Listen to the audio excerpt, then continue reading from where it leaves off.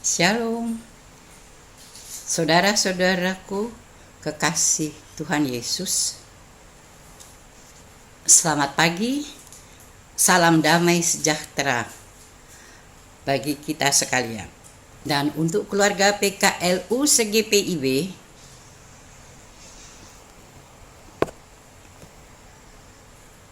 selamat Hari Raya Paskah 2021.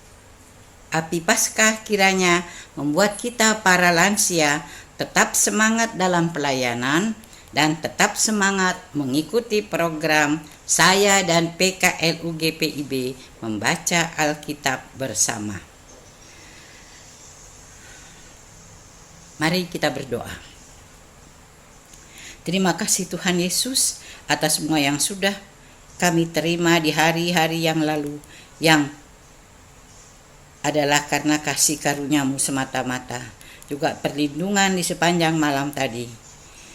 Dan kami boleh masuk hari yang baru untuk kembali boleh melakukan aktivitas karena kemurahan Tuhan Yesus semata-mata.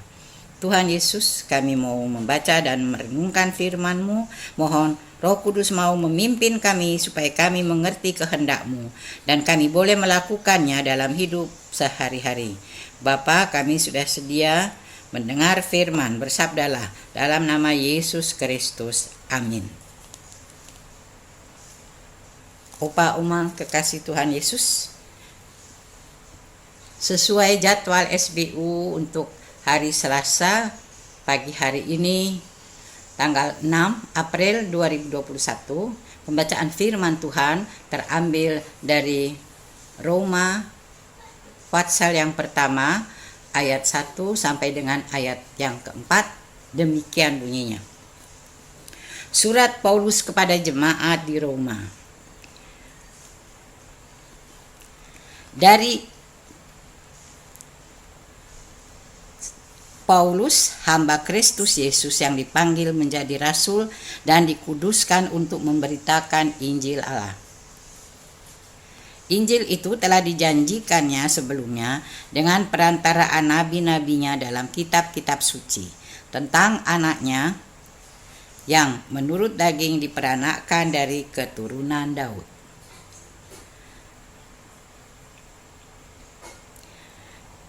Dan menurut Roh Kekudusan dinyatakan oleh kebangkitannya dari antara orang mati bahwa ia adalah anak Allah yang berkuasa, Yesus Kristus Tuhan kita. Demikianlah firman Tuhan. Mari kita membaca renungannya yang diberi judul Pemberita Kabar Baik. Roma 1 ayat 1 sampai 4. Ayat emas adalah ayat yang pertama. Dari Paulus, hamba Kristus Yesus yang dipanggil menjadi rasul dan dikuduskan untuk memberitakan Injil.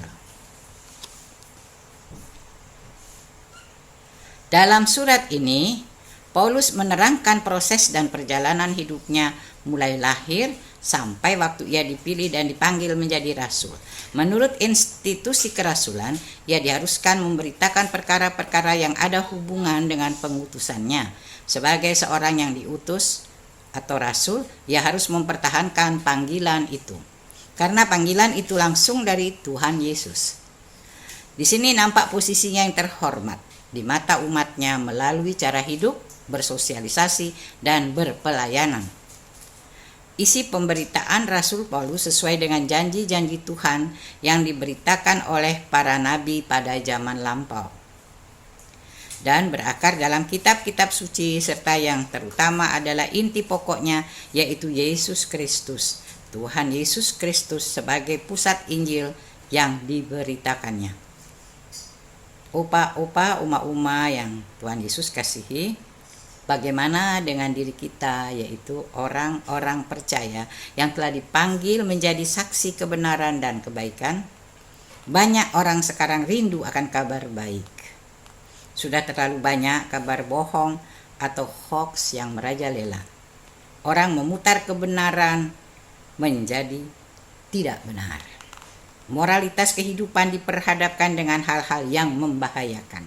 Terang diperhadapkan dengan gelap. Kejujuran diperhadapkan dengan kebohongan.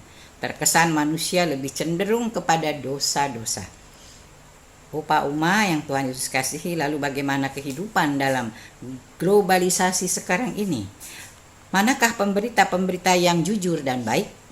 Manakah firman yang benar-benar berasal dari Tuhan? Manakah firman yang bukan dan tidak memberitakan kebenaran Tuhan? Alkitab sendiri memberitakan bahwa firman Tuhan itu benar. Mazmur 33 ayat 4. Firman Tuhan itu menyegarkan jiwa kita. Firman Tuhan itu menghidupkan jiwa kita. Karena itu kita harus mendengarkan firman Tuhan yang membawa ke jalan kebenaran dan memberitakannya. Tuhan sudah menciptakan kita segenap manusia. Tuhan juga memanggil dan mengutus kita ke dalam dunia ini. Karena itu jadilah pemberita-pemberita Injil yang baik dan benar. Demikian kita sudah selesai membaca dan merenungkan firman Tuhan. Mari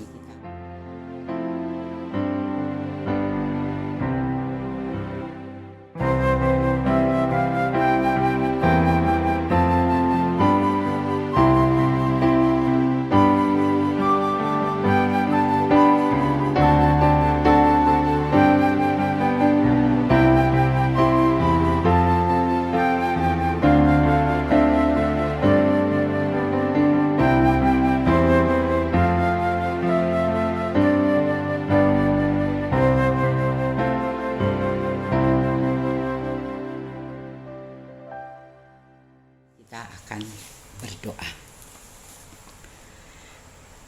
Terpujilah namamu ya Allah, karena Dikau sudah berkenan kami mendengar firman-Mu. Kiranya firman Tuhan akan menguatkan kami dalam menjalani hari-hari yang Tuhan anugerahkan untuk kami para lansia. Ya Tuhan, beri kekuatan kesehatan untuk kami boleh terus menjalani kehidupan kami hari-hari, dan kami boleh bermanfaat lagi untuk pelayanan dan dalam keluarga. Bapa Surgawi, kami mau berdoa untuk saudara-saudara PKLU yang terbaring sakit di rumah-rumah sakit ataupun di rumah. Mari Tuhan jamah mereka supaya mereka boleh pulih dari sakit penyakitnya dan kembali sehat. Kami juga mau berdoa untuk Sinode GPIB dan Dewan PKLU, semua presbiter dan semua yang terlibat di dalam pelayanan untuk pengembangan gereja Tuhan. Mari Tuhan berkati mereka semua, agar melalui mereka nama Tuhan lebih dipermuliakan. Kami berdoa untuk bangsa dan negara, presiden, wakil presiden, semua jajarannya. Tuhan Yesus berkati. Kiranya mereka semuanya bekerja dengan penuh tanggung jawab demi terciptanya Indonesia yang aman makmur. Kami berdoa untuk semua yang terlibat menjaga keamanan bangsa dan negara dan yang berusaha menegakkan protokol kesehatan di tengah masyarakat untuk mencegah merebaknya COVID-19. Tuhan Yesus memberkati mereka semua.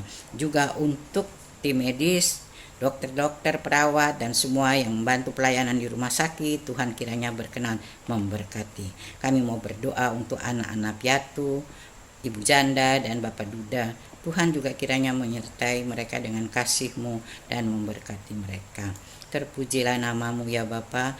Kami semua datang ke hadapan hadirat-Mu. PKL mohon belas kasih Tuhan untuk senantiasa melindungi, menyertai kami, menguatkan kami juga di sepanjang malam, sepanjang hari ini ya Tuhan. Kami boleh beraktivitas dari pagi sampai malam hari hanya dalam perlindungan dan penyertaan Tuhan. Terpuji nama-Mu kekal selama-lamanya. Di dalam nama Yesus Kristus Tuhan dan Juru Selamat kami persembahkan doa kepada Bapa di surga. Amin. Demikian kita sudah selesai dalam program kita, saya dan PKLU membaca Alkitab bersama. Tuhan memberkati. Selamat pagi.